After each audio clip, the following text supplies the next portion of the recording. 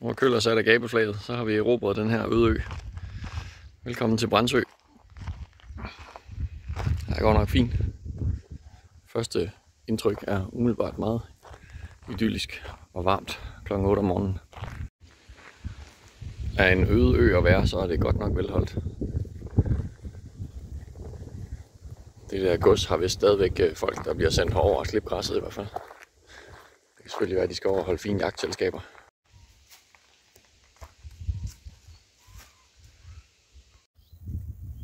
Der står vist nogle af de der kronhjorter, som skulle være så mange af herovre.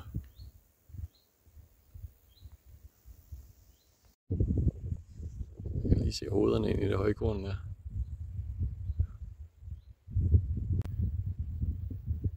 Var det de der muflon-dyr?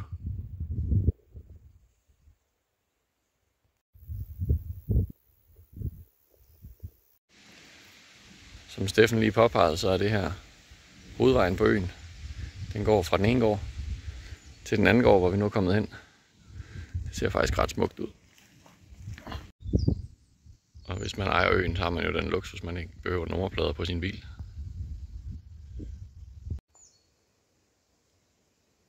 Det er der idyl, det der.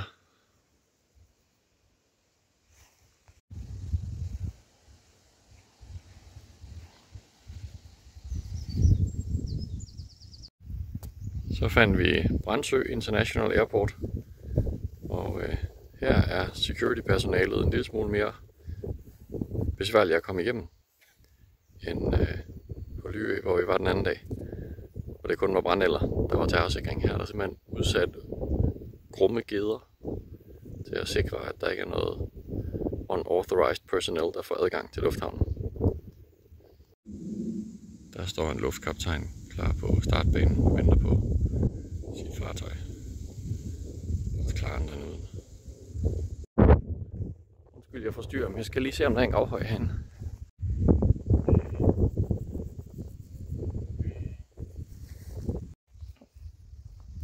Så fandt vi der lufthavnen og flyveledertårnet.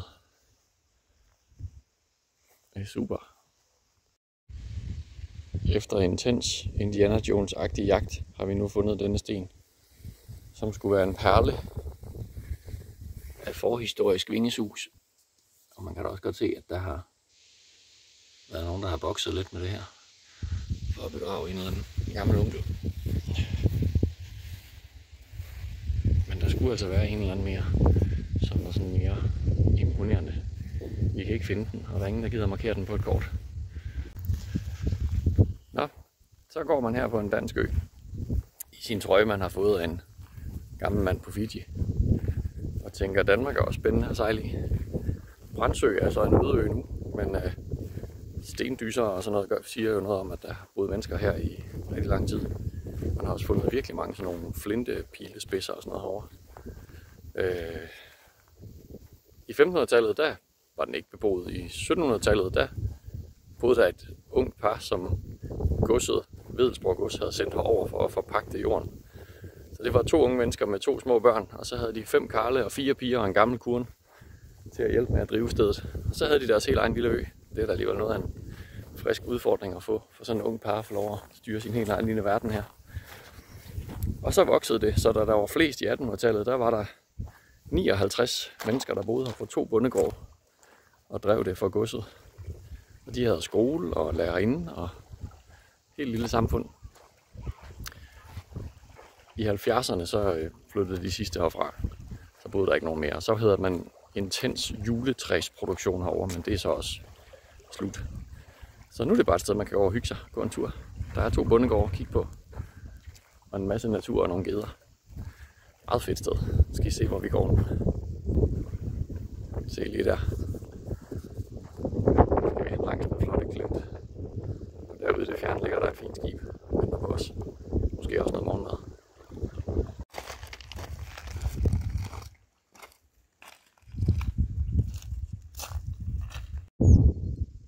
Altså inden for landet er det jo nemt at se, at roen er for høj styrbord. Det ser lidt fjollet ud, men når man står ombord, er det simpelthen så svært at få den der rettet vandret. Vi må prøve igen.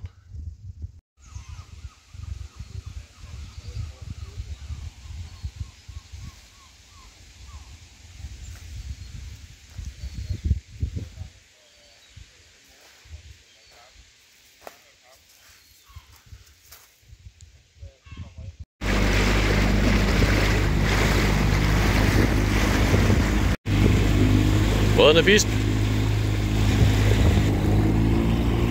Farvel Brandsø.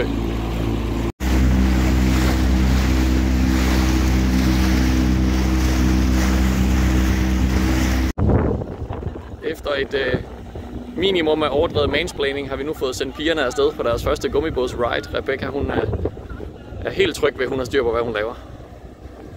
Det er godt, de er gode svømmer, og vandet er varmt, og der er ikke ret langt. Vi glæder os til at høre, hvordan det gik. Nå, så var der et mysterie med vores book, hvorfor den pludselig ikke ville køre hurtigt nok og justerede sin egen hastighed lidt mærkeligt. Så mens jeg lige stod hernede og holdt på en dødmandslukker, så smed den pludselig en rem ud på gulvet herinde fra generatoren. Så fik maskinmesteren lige stukket fingrene herinde bagved og sat de 2 remme på igen. Så håber vi, det kører. Sejt nok. Godt, man har sådan nogle folk ombord. Og hvis nogen får lyst til at sponsorere sådan en ny lysmaskine, så skal I endelig ikke holde jer tilbage.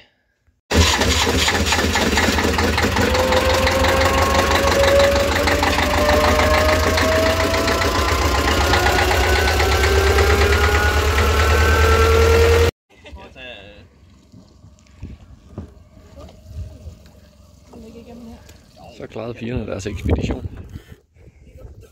Og vi andre fik et bad imens. Jeg har da en lille smule væk her fra Lillebælt. Jeg ved ikke, pløjningen i vandet.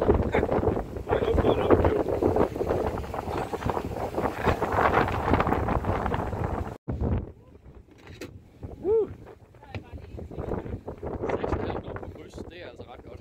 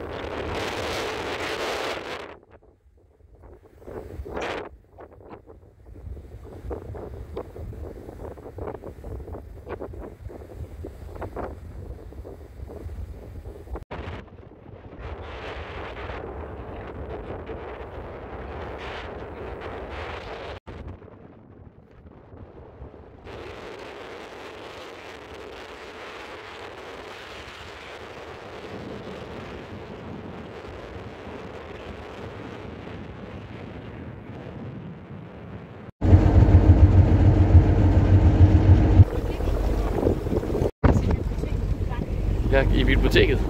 Så går bare. Hvordan er stemningen midt i din chokoladekiks? Det er dejligt. Sund og nærende kost for en sømand. Ja, lige præcis.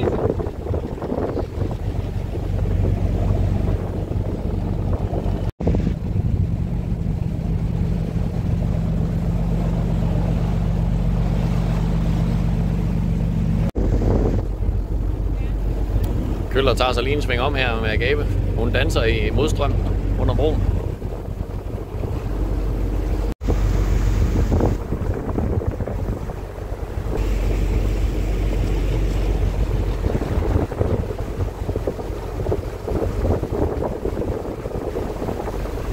Det ser altid klamt ud at gå under en bro.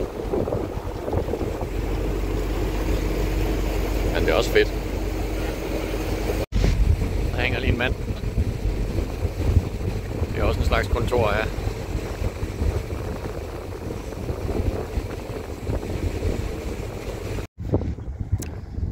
Ja, det er så det her kogekar, vi kalder Lillebælt.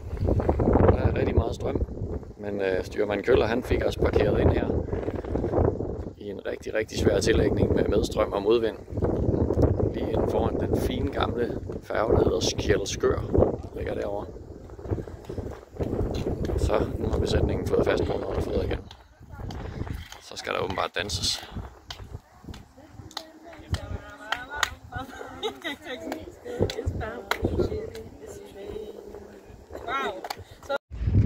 Til gengæld var skipperfruen ikke helt tilfreds med, at styrmanden har fået kludret flaget godt og grundigt rundt om flagstangen i tillægningen her.